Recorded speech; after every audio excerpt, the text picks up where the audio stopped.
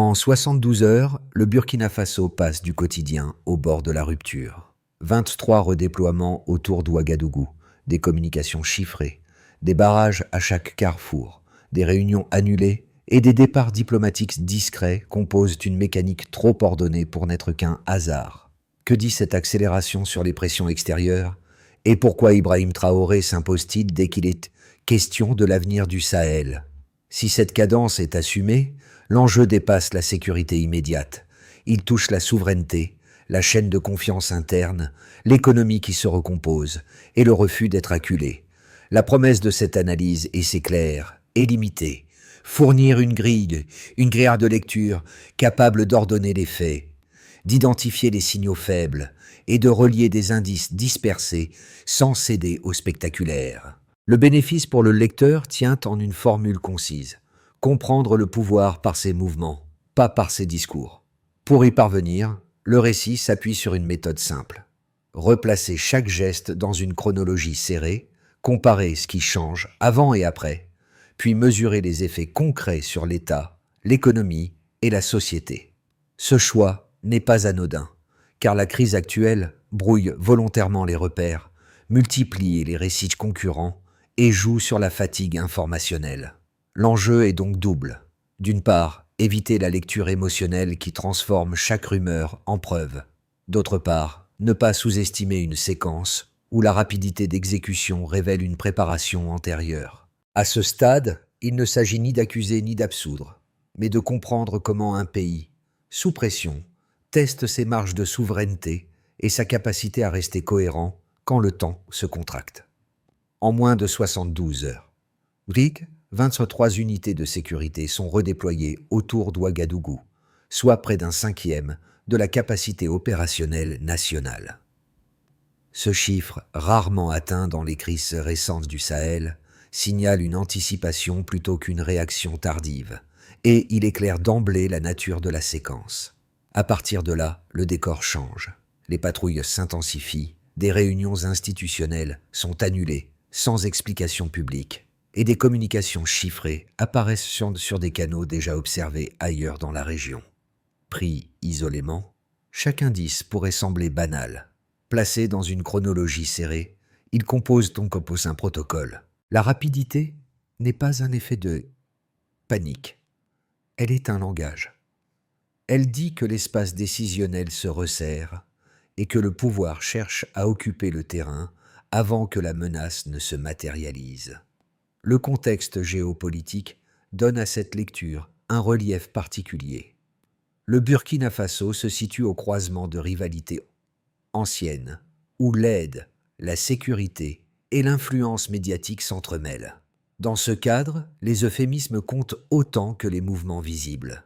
Des expressions récurrentes, stabilisation nécessaire, protection temporaire, aide humanitaire coordonnée, ont déjà servi ailleurs à préparer l'opinion avant des bascules politiques.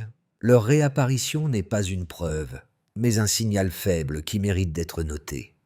C'est ici que la figure d'Ibrahim Traoré devient un point de convergence analytique.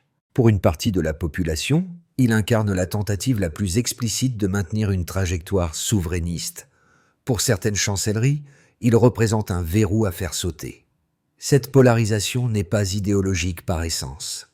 Elle s'appuie sur des gestes concrets, comme des gels de fonds ciblés, des suspensions de programmes et une homogénéité narrative dans plusieurs médias internationaux. La mini-révélation est donc la suivante. Si la crise paraît soudaine, son architecture ne l'est pas. Elle s'inscrit dans des codes déjà éprouvés, adaptés à un contexte local précis. Comprendre cette architecture permet de dépasser le spectacle et d'anticiper les effets en chaîne, avant même que les discours ne se stabilisent. Deux trajectoires humaines permettent de lire les premières réponses de l'État, sans passer par les communiqués. Elles ne racontent pas une stratégie abstraite, mais des décisions concrètes prises sous contrainte, dans un temps comprimé. D'un côté, la chaîne administrative, de l'autre, l'action opérationnelle sur le terrain. Ensemble, elles dessinent la réaction immédiate avant toute stabilisation narrative. Au sommet du dispositif sécuritaire, le colonel Sanou, chargé de la protection présidentielle, ordonne l'évacuation discrète de plusieurs officiers soupçonnés de contacts extérieurs. Le geste paraît technique, presque banal. Pourtant, il modifie la chaîne de confiance en quelques heures. Les postes sensibles sont réattribués, les flux d'informations filtrés et la vigilance recentrée. Dans un environnement saturé de rumeurs, cette purge silencieuse agit comme un coupe-feu institutionnel. Elle ne règle rien sur le long terme, mais elle empêche une propagation immédiate du doute. Sur le terrain, la capitaine Diarra coordonne les patrouilles nocturnes dans les quartiers stratégiques d'Ouagadougou. Son unité contrôle les axes, observe les communications locales et maintient une présence visible là où la rumeur circule plus vite que les faits. Ces opérations, parfois menées sous la pluie et dans un silence pesant, rappellent que la stabilité ne dépend pas seulement des choix géopolitiques, mais aussi d'un effort physique, répété, peu spectaculaire. Ces deux figures n'agissent pas isolément. Elles traduisent une impulsion politique plus large, associée à Ibrahim Traoré, qui cherche à contenir le risque immédiat avant qu'il ne devienne irréversible. L'impact précoce est clair. La menace cesse d'être diffuse. Elle est circonscrite, nommée et intégrée dans des routines de vigilance.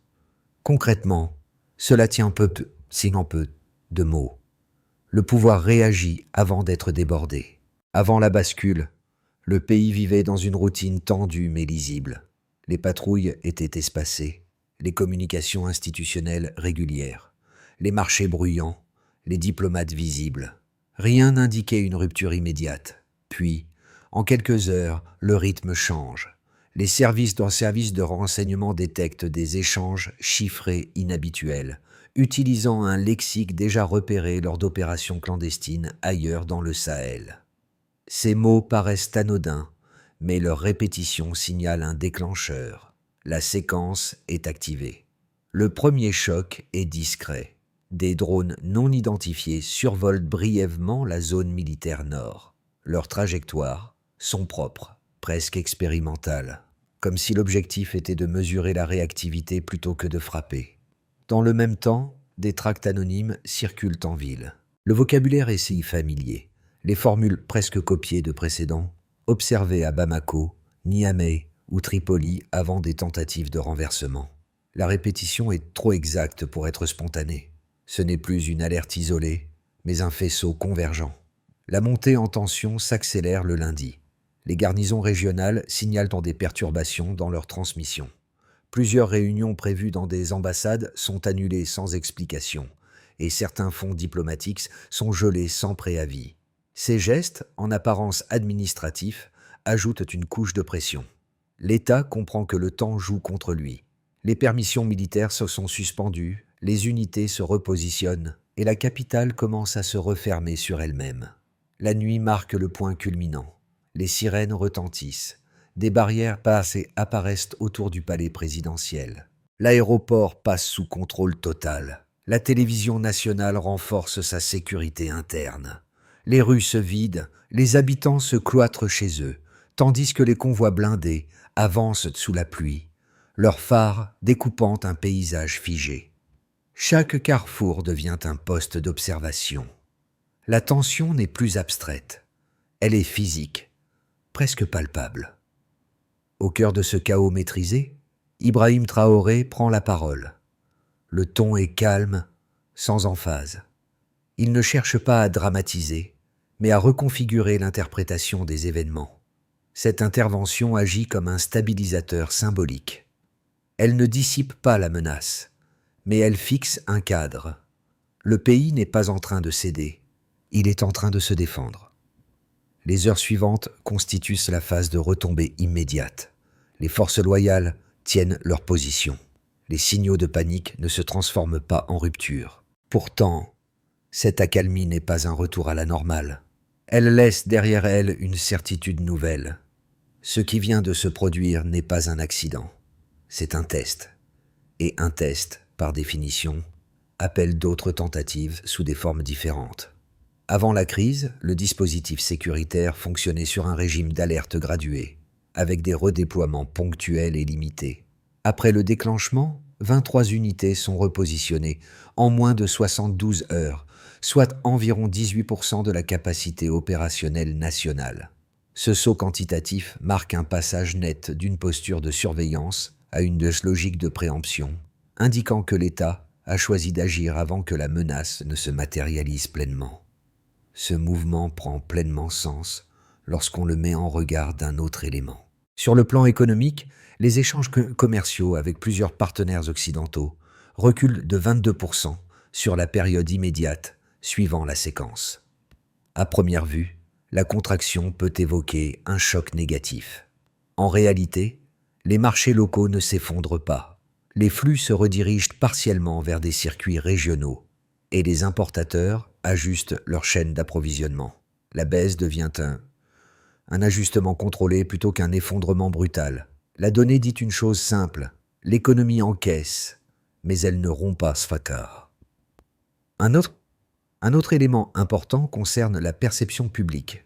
Une enquête interne menée auprès de 5000 personnes montre que 64% des répondants attribuent la tentative de déstabilisation à des pressions extérieures. Ce chiffre ne mesure pas une vérité factuelle. Il mesure un climat mental. Il indique une cohésion interprétative rare dans un contexte de crise, où les récits concurrents fragmentent souvent l'opinion. Cette convergence suggère que la population relie désormais événements sécuritaires, gestes diplomatiques et pressions économiques dans une même grille de lecture. Pris ensemble, ces trois chiffres dessinent une trajectoire cohérente. Le redéploiement rapide montre une capacité d'anticipation. La contraction commerciale révèle une vulnérabilité, mais aussi une faculté d'adaptation. La perception majoritaire d'ingérence signale une politisation accrue de l'opinion. Aucun de ces éléments, isolément, ne suffit à conclure. Ensemble, ils tracent une ligne continue qui traverse l'appareil d'État, l'économie et la société. Cette lecture quantitative modifie l'interprétation du rôle d'Ibrahim Traoré dans la séquence. La décision de mobiliser une part significative des forces sans attendre une attaque visible déplace le centre de gravité du pouvoir. Il ne s'agit pas d'un réflexe défensif tardif, mais d'un choix stratégique assumé. Ce choix comporte des coûts mesurables, notamment économiques, mais il réduit la fenêtre d'opportunité pour des acteurs cherchant à exploiter l'hésitation. Les données révèlent également une limite. La mobilisation rapide consomme des ressources et ne peut être maintenue indéfiniment sans adaptation structurelle.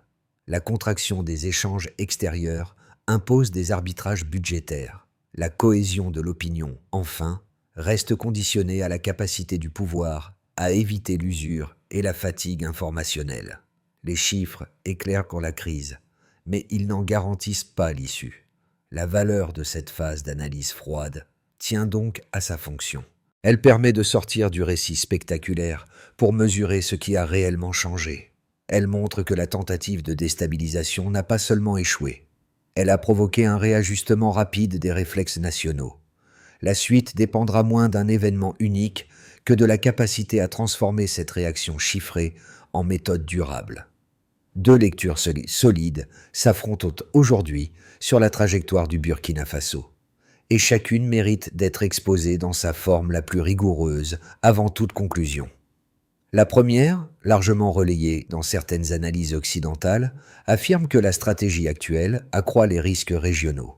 Selon cette lecture, la rupture avec des partenaires traditionnels, combinée à un discours souverainiste appuyé, fragilise les mécanismes de coopération qui assuraient une stabilité relative. Le raisonnement est cohérent.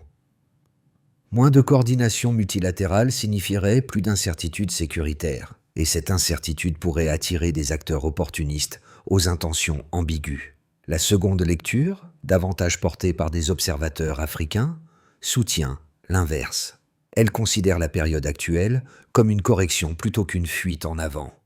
L'argument central repose sur des ajustements mesurables, réduction progressive de la dépendance financière extérieure, réorientation des partenariats économiques et amélioration localisée de la situation sécuritaire dans plusieurs provinces.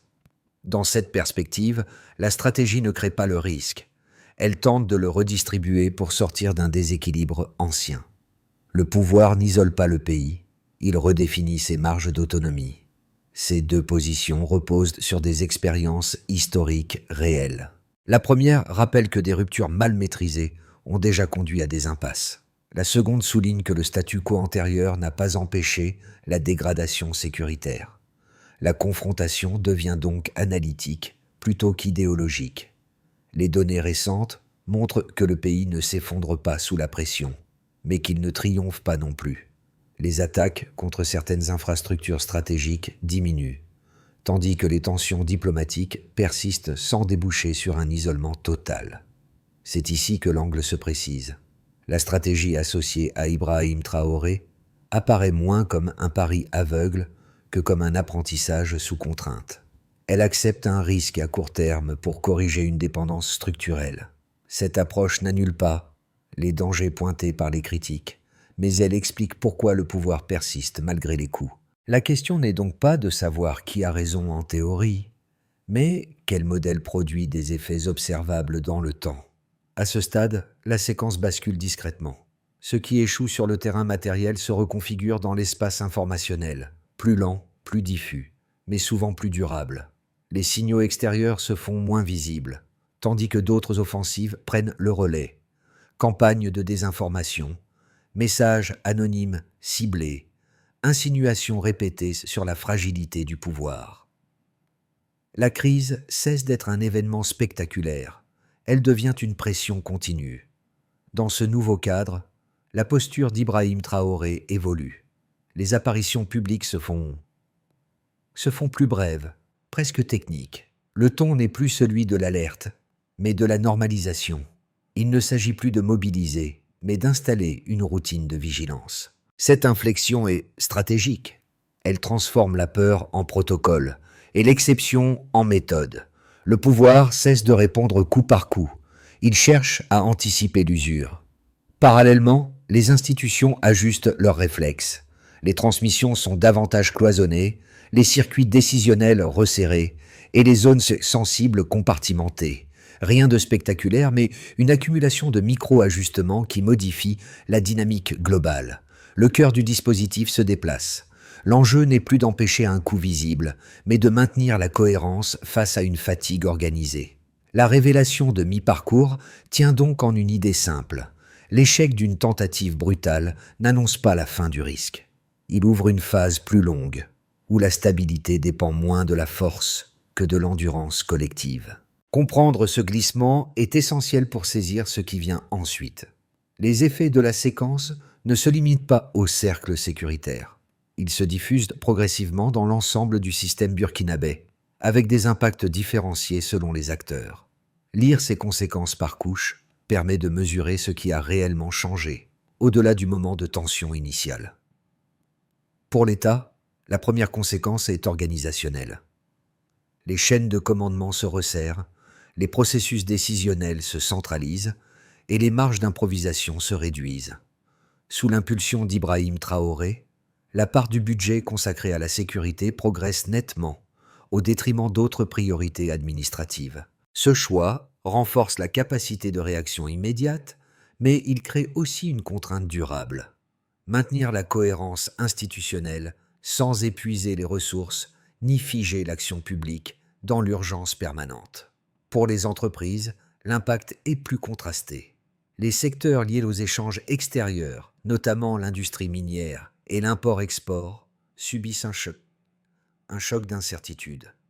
Certaines concessions sont suspendues, des partenariats réévalués, et les coûts de financement augmentent.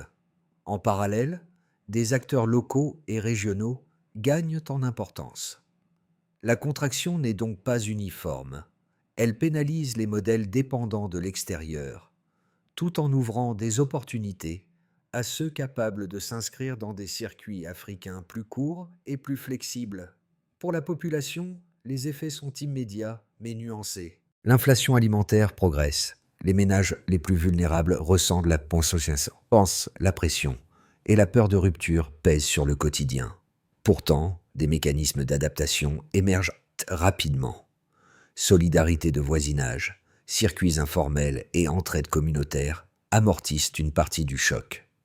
Le discours officiel, sans résoudre les difficultés matérielles, contribue à installer l'idée d'un effort partagé plutôt que d'une panique isolée.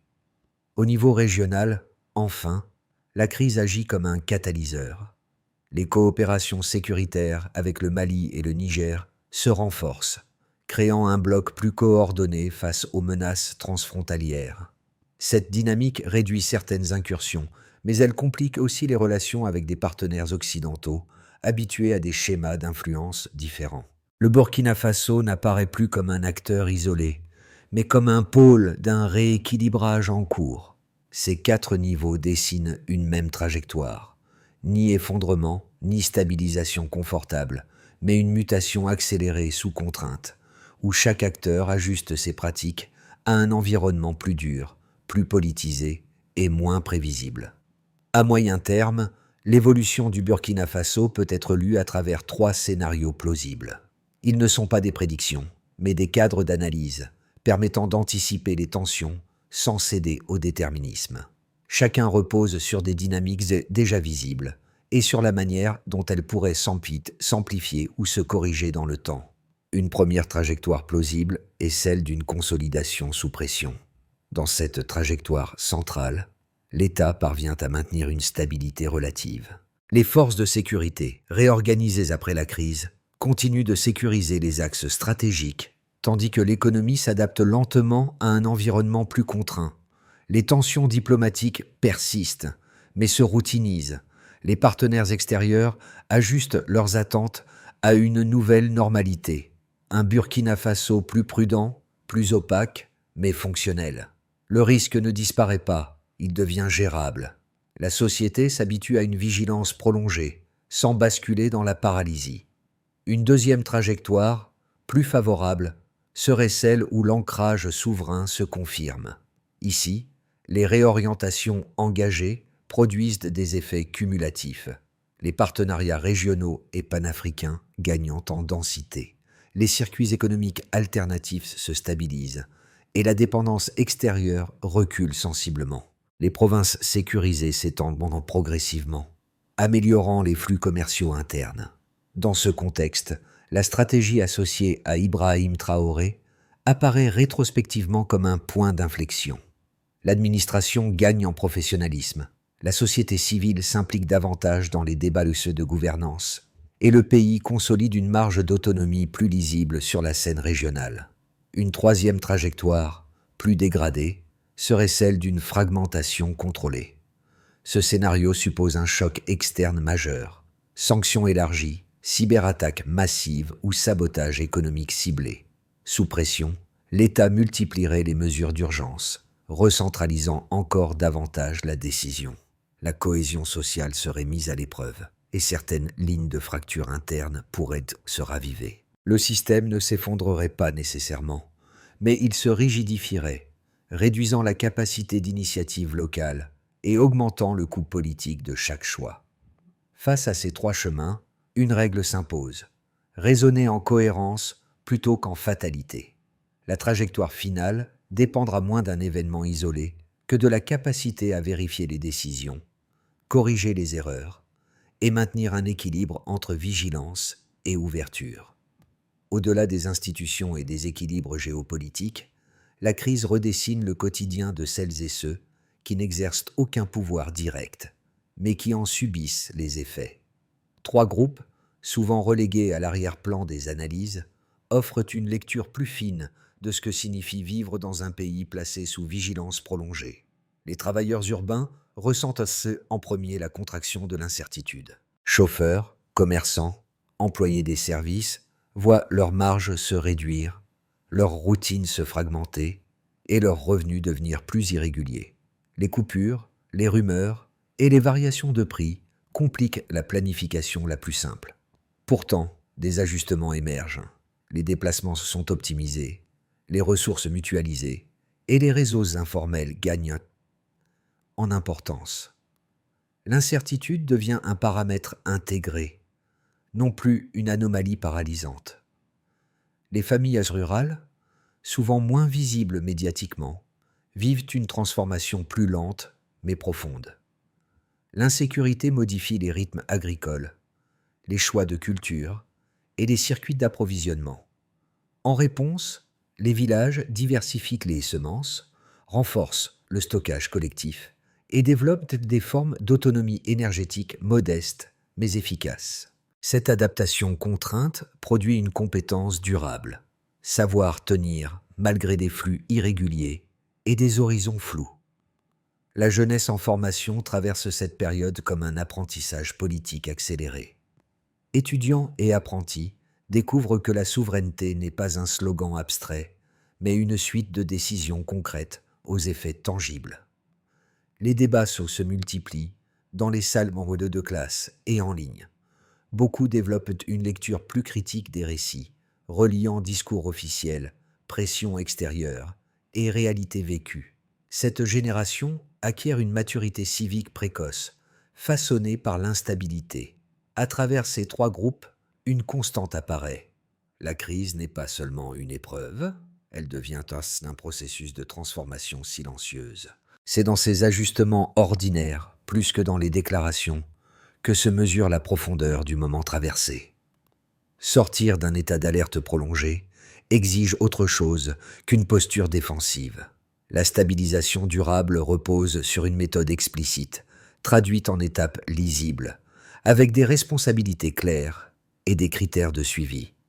Autour d'Ibrahim Traoré, plusieurs axes se dessinent déjà, non comme une promesse abstraite, mais comme une séquence de décisions graduelles. D'abord, il s'agirait de sécuriser les périphéries.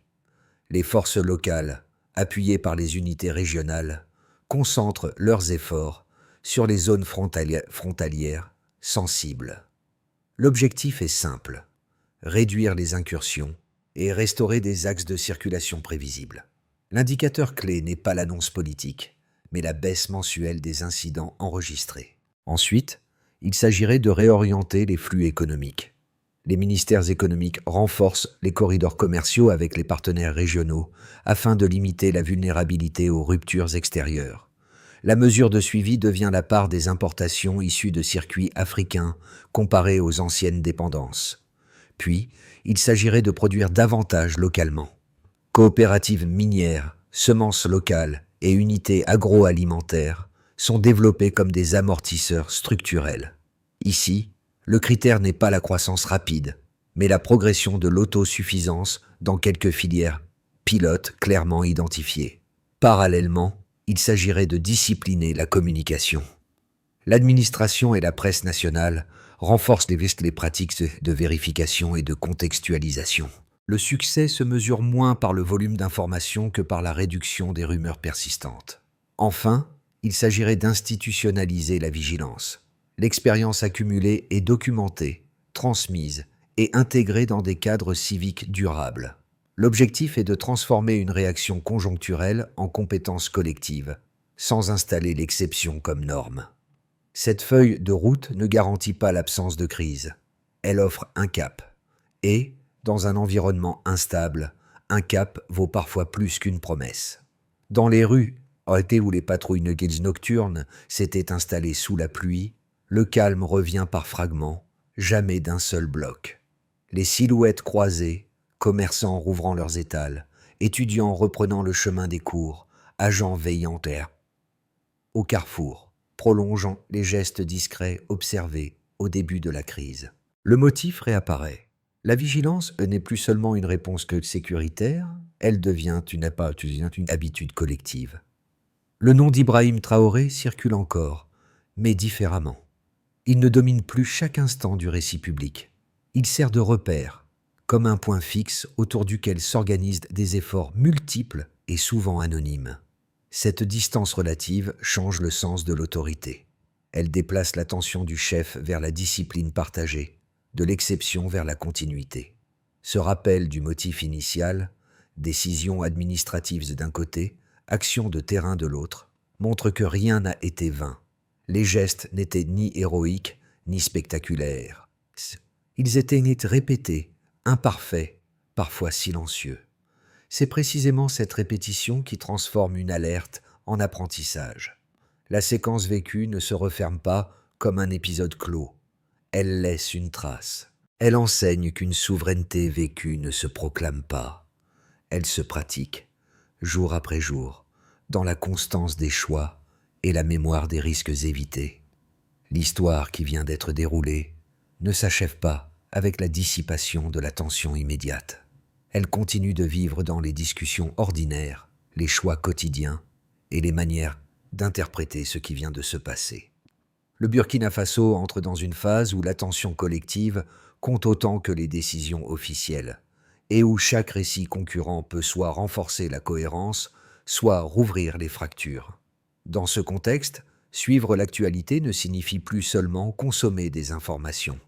Cela implique de comparer les faits, de repérer les décalages entre discours et données, et d'accepter la complexité sans chercher de réponses simplistes. Le rôle d'Ibrahim Traoré, comme celui des institutions ou des citoyens, ne peut être compris qu'à travers cette lecture patiente, attentive aux évolutions lentes, autant qu'aux ruptures visibles. Cette séquence pose donc une question ouverte plutôt qu'une conclusion définitive. Comment transformer une vigilance née de la crise en pratique durable, sans tomber dans la peur ni l'usure? Comment préserver la capacité de débattre, de critiquer et de corriger, tout en maintenant une cohésion minimale face aux pressions extérieures? La discussion reste ouverte. Chacun peut y contribuer par son analyse, son angle de lecture ou son expérience. C'est souvent dans ces échanges, plus que dans les déclarations officielles, que se construit la suite d'un moment encore en devenir.